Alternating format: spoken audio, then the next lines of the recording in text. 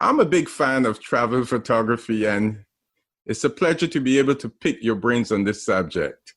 Tell me about your background, what inspired you to become a photographer, and where do you get your creative inspiration?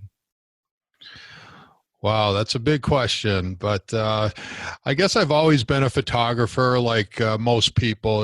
I grew up, my father really enjoyed photography and sort of got me into it way back in the film days. What's your photographic style, and those chain of events that you just mentioned, did that have an influence on the style that you now have? I always say that I'm a travel photographer, and a travel photographer has to be a jack of all genres, master of some.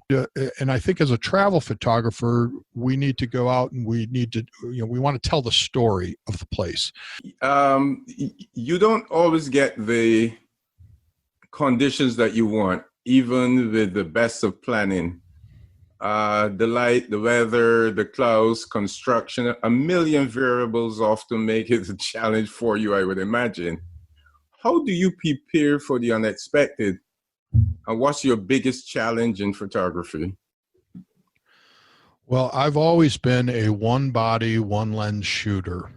And so I am not someone that's out there with 2 or 3 bodies and 5 or 6 different lenses and big backpacks and carrying stuff around. So I'm pretty much ready for anything because I limit myself. I think there's something to be said about limiting yourself and only having that one body and one lens to shoot with. You like to catch people and people doing things, and I'm a big fan of that. The static, image shot, anybody can probably grab a couple of those and get lucky every once in a while and make it look good.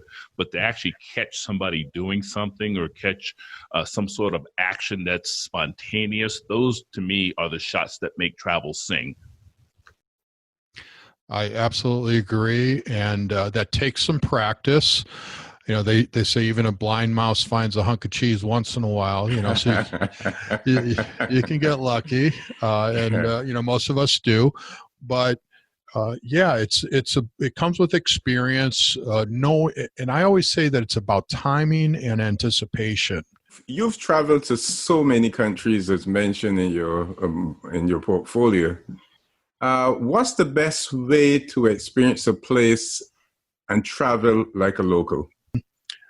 Living like a local is something where I like to rent Airbnbs, and there's some controversy about that these days with COVID and things like that. And, that whole thing might have changed, but I'm not going to worry about it too much. But I like to be sort of in a neighborhood instead of just a hotel that's in the center of the tourist area. I'm a novice. I'm a nobody. I don't have your skill set. All I have is this crazy thing called a cell phone to take images. What would you recommend to a novice who just is going to a destination, wants to immerse themselves in the culture, but really doesn't have, professional camera equipment? What would you tell them? Number one, that I shoot about 50% on my smartphone, even today.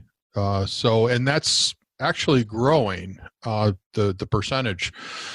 So these phones that are in our pockets are more powerful than almost any cameras that came before them. What are some of your favorite places to go? And the second part of that is, name a couple destinations that you've never been to that you would like to go.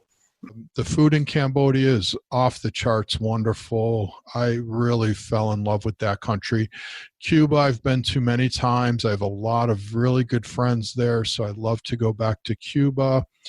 This is the first year I haven't gone in 10 years now. I used to go 4 times a year sometimes, but looking forward to doing that trip again next spring or March. And what else? Romania, Spain, Costa Rica. Now that I'm going, just started going to Costa Rica a few years ago, and we go to a very off the beaten path place called the Osa Peninsula.